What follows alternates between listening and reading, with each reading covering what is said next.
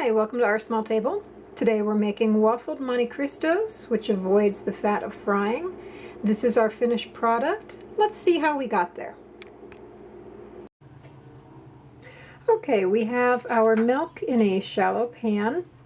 I'm going to add our beaten egg.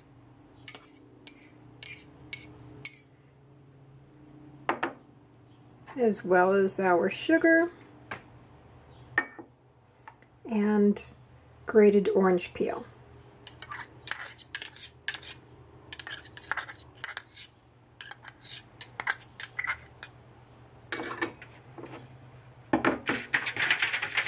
Get this mixed together as well as we can. You can also do this in a separate bowl and then pour it into the pan, but I like to have as few dishes to wash as possible. And then we're simply going to dip the bread in on both sides, just the same as if we were doing French toast. And in our preheated waffle iron,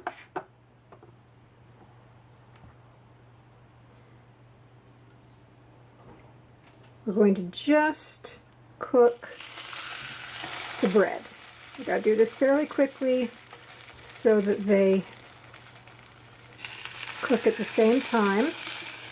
Get that closed. And I will return when this is baked.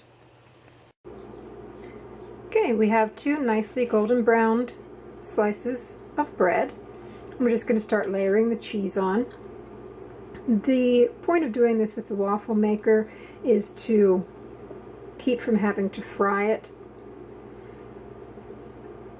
That was American cheese and turkey, now Swiss and ham.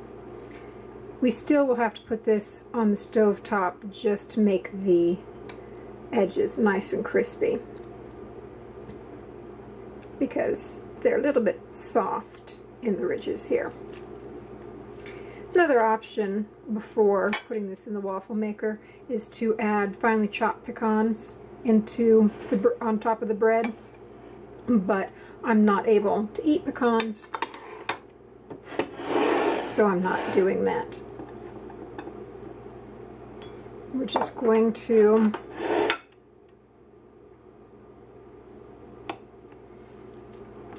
butter the outside. And then this is going to be toasted in a skillet for a minute or two on each side.